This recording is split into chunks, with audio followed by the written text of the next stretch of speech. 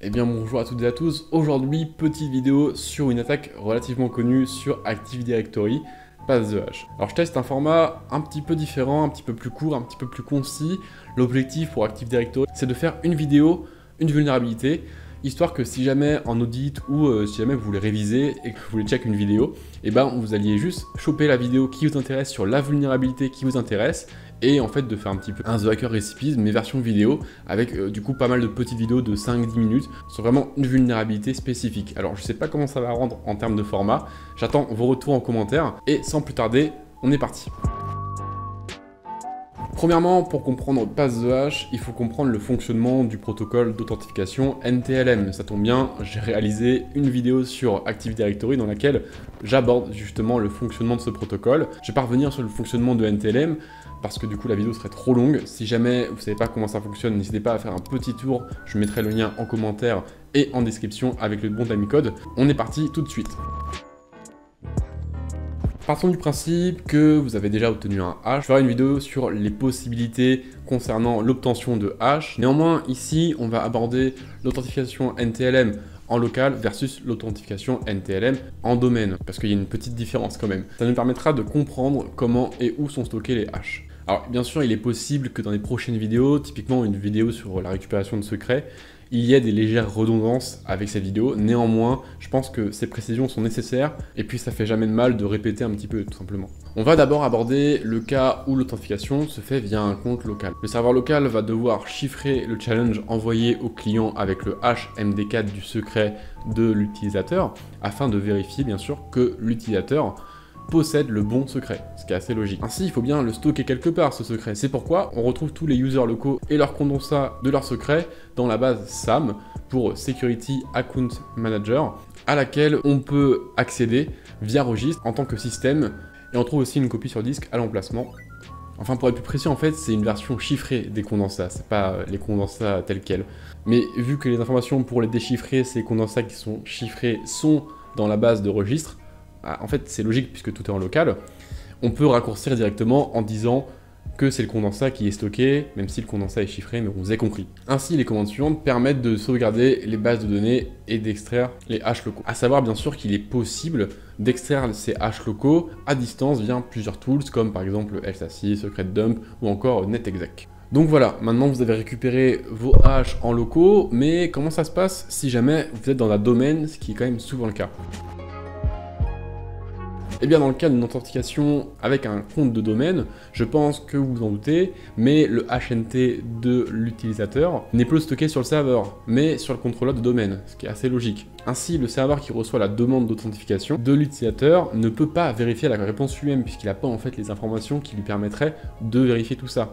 Donc il va tout simplement déléguer cette tâche au domaine contrôleur en utilisant le service NetLogon. Ce dernier, il va établir du coup une connexion sécurisée appelée Secure Channel, qui est possible parce qu'en fait le serveur connaît son mot de passe et le DC le hash du mot de passe du serveur. Donc en fait du coup ils peuvent faire un échange et ils peuvent échanger comme cela. Et donc ils établissent cette connexion sécurisée afin que le serveur et le domaine contrôleur puissent échanger une petite clé de session pour effectuer bien sûr une communication sécurisée, ce qui paraît assez logique. Une fois cela fait, du coup le serveur il va envoyer des informations au domaine contrôleur comme le username, le challenge précédemment envoyé au user et du coup bien sûr la réponse du user suite au challenge, parce que comme ça va permettre au domaine contrôleur de vérifier tout ça. Du coup le domaine contrôleur recherche le hash NT de l'utilisateur dans sa base de données, qui est du coup ici pas la base SAM, mais du coup ntds.dit. En fait, c'est un compte de domaine ici, c'est pas un compte local, donc c'est la petite différence. Le DC, du coup, calcule la réponse attendue avec ce hash et le challenge, puis du coup peut facilement comparer ce résultat avec la réponse de l'utilisateur qu'il a aussi. Enfin, le domaine contrôleur, il va envoyer un message au serveur. Le message, c'est NetLogon validation SAM info. Voilà, encore une fois, une super info pour briller en société. Et donc ce message, il va indiquer si l'authentification a réussi ou non. Et ce message, il va être accompagné d'informations sur l'utilisateur, semblables un petit peu à celles dans le pack qu'on peut retrouver dans l'authentification Kerberos. Et hop, du coup, si tout est bon, on est authentifié. Alors pour l'instant, j'ai pas encore parlé de Pass the Hash, mais c'était clairement utile cette introduction pour comprendre la suite. Parce qu'en fait, si vous avez bien suivi, vous devez vous dire qu'au final, avoir le mot de passe d'un user ou son hash, bah c'est un petit peu similaire, non? Eh bien, c'est tout à fait ça.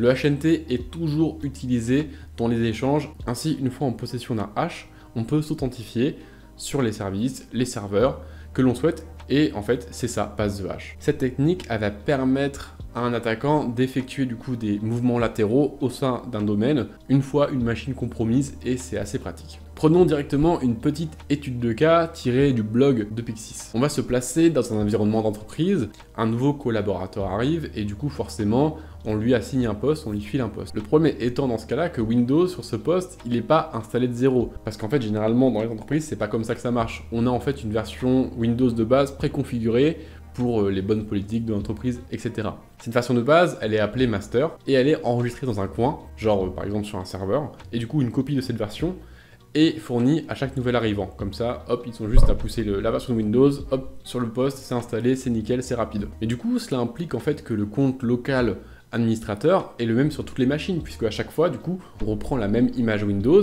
hop, on la pousse sur le poste d'un nouvel arrivant, et bah du coup oui, c'est vraiment toujours le même compte admin local. Donc je pense que avec les connaissances que vous avez maintenant, je pense que vous voyez où je veux en venir, et du coup la possibilité d'attaque. Donc si jamais l'un de ces postes est compromis, et du coup que le HNT de l'administrateur local est extrait, alors l'attaquant pourra tout simplement compromettre l'ensemble du parc, puisqu'il pourra juste en fait utiliser ce HNT de l'admin local pour s'authentifier, parce qu'on fait tout le temps le même compte admin local avec le même hash, à tous les autres postes du parc. En fait, il suffira tout simplement à l'attaquant de s'authentifier avec le HNT obtenu pour compromettre les autres machines, avec par exemple psexec et le hash en paramètre.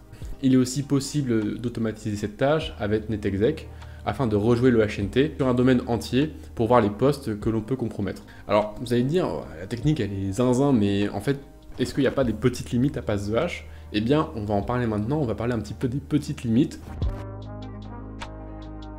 Premièrement, la plus évidente, c'est que il faut que le domaine supporte l'authentification NTLM, ce qui est de plus en plus rare maintenant, puisque Kerberos est grandement favorisé, c'est tout à fait logique parce que c'est beaucoup plus secure, mais NTLM, quand même, on le retrouve sur pas mal d'audits, puisqu'en fait, il est gardé à des fins de rétrocompatibilité. Deuxièmement aussi, une autre limite, c'est que certains mécanismes Windows peuvent limiter les actions d'administration.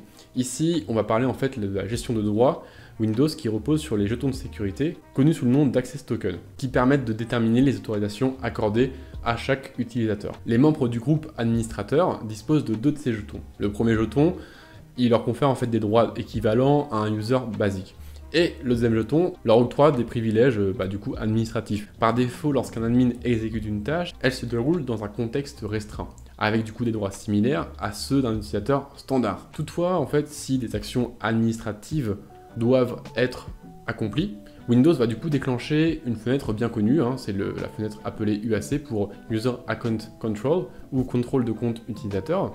Cela permet d'avertir que des droits d'admin sont demandés par l'application. Je pense que vous voyez tout à fait à quoi ça ressemble. Mais du coup, la question qu'on peut se poser, c'est comment ça se passe à distance, parce que généralement, quand on fait un audit ou un pentest interne, on n'a pas accès aux machines en physique. Donc si on a du coup cette fenêtre qui arrive, c'est un petit peu galère. Et bien à distance, soit les droits sont demandés par un compte du domaine qui fait partie du groupe administrateur de la machine, auquel cas l'UAC n'est pas activé pour ce compte, et donc il peut faire sa tâche d'administration tout à fait tranquillement. L'autre cas, c'est si elles sont demandées par un compte local qui fait partie du groupe administrateur de la machine, et dans ce cas, en fait, l'UAC est activé dans certains cas, mais pas tous. On va en parler juste maintenant. Concernant ce second cas, en fait, ça va dépendre de deux clés de registre, Local Account Token Filter Policy et Filter Administration Token. Ces deux valeurs prennent soit la valeur 1, soit la valeur 0. En gros, si Local Account Token Filter Policy est égal à 0, alors seul le compte administrateur, donc avec le RID 500, peut faire des actions administratives à distance. Dans le cas où Local Account Token Filter Policy est égal à 1, alors tous les comptes dans ce groupe,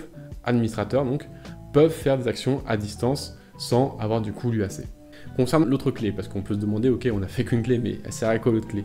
Et bien l'autre clé, donc Filter Administrator Token, si elle est égale à 0, alors le compte natif administrateur peut faire des actions d'administration à distance. Dans le cas où Filter Administrator Token est égal à 1, alors le compte natif administrateur ne peut pas faire des actions d'administration à distance, sauf si Local Account Token Filter Policy vaut 1, puisque je vous le rappelle, Local Account Token Policy Filter Policy, si ça vaut 1, c'est-à-dire que tous les comptes qui sont du coup dans le groupe administrateur peuvent faire des actions à distance, et je vous mets un petit tableau qui permet de résumer tout ça, parce qu'en fait c'est beaucoup plus simple avec le tableau, je trouve, de tout comprendre. Donc une fois authentifié à une machine via pass the hash, en fonction de la valeur de ces clés de registre, on pourra ou non exécuter certaines tâches, donc certaines tâches administratives bien sûr. On peut aller plus loin en se demandant s'il est possible potentiellement de bypasser ces clés de registre en les patchant pour exécuter du coup des tâches d'administration à distance sans UAC, parce que ça peut être tout à fait faisable. J'ai pas fait les recherches, je vous laisse tout à fait chercher sur le sujet. Je voulais aussi parler du fait que niveau IOC et niveau bruit que ça génère, passe de hash, c'est pas zinzin, puisque si on fait un dump des hashes en local, donc par exemple via Mimikatz ou Rubeus pour du coup récupérer les HNT, eh bien ça interagit forcément avec le processus lsass.exe, donc le processus qui gère tout ce qui est authentification et qui du coup va forcément être trigger et va être utilisé si jamais on dump ces hashes. Premièrement, c'est un processus qui est hyper surveillé par les EDR, et deuxièmement, ça peut être monitoré par du coup Sysmon avec des event logs inhabituels à la clé. Faut savoir que pass the hash pas en local, normalement, vu qu'on fait une authentification qui est assez normale dans un domaine, parce qu'on va juste mettre un HNT pour s'identifier, ça paraît assez normal, c'est pas un comportement inhabituel. Peut-être que je me trompe, mais je crois que normalement, il n'y a pas trop d'IOC, il n'y a pas trop d'alerte si jamais on fait ça. Dernière petite précision qui potentiellement va éteindre pass the hash. Il faut savoir que Microsoft a annoncé il y a un mois la suppression totale de NTLM, ce qui rendra du coup normalement l'attaque impossible, même si je pense qu'à des fins de rétrocompatibilité, NTLM va encore être là, mais il y a quand même pas mal de si pour intégrer du coup cette fonctionnalité. Il faut déjà que ce soit du Windows 11, donc c'est pas le cas pour tout, et déjà pour Windows Server, je sais pas comment ça va se passer. Et du coup maintenant on peut se demander, avec Windows 11 à jour, etc., sans NTLM, comment vont se passer des authentifications locales. Et bien selon le blog de Microsoft, on aura du coup un KDC local pour pouvoir nous authentifier localement avec Kerberos sans passer par NTLM, ce qui pourrait patcher le problème de pass the hash, mais en fait pour Kerberos, on a aussi l'attaque pass the key qui sera toujours possible, et pass the key, j'en parlerai sûrement dans une prochaine vidéo. Voilà, c'est tout pour cette vidéo, cette première vidéo sur Active Directory sur pass the hash. Bien évidemment, il existe des moyens de diminuer les risques, comme par exemple l'administration via tiering, donc avoir plusieurs tiers dans un domaine. Bien sûr, gros remerciements comme d'habitude à mes petits relecteurs, donc le beau gosse Nemesis et Libo qui ont relu mon script, et voilà, comme ça me permet d'être bien sûr que la vidéo elle est bien cool, et je dis pas trop de bêtises. Normalement, je dis pas de bêtises, en vrai, on peut toujours se tromper, et si jamais c'est le cas, comme d'habitude, moi dans les commentaires, je suis toujours chaud. Si vous avez des trucs à redire, niveau format, niveau truc que je dis, n'hésitez vraiment pas, je suis super chaud. En tous les cas, merci à vous d'avoir suivi la vidéo. N'hésitez pas à mettre le petit pouce bleu et à vous abonner. Sur ce, je vous dis bonne journée, bonne soirée, bonne matinée, je ne sais pas pour quand est-ce que vous regardez la vidéo. C'était François, à la prochaine, ciao.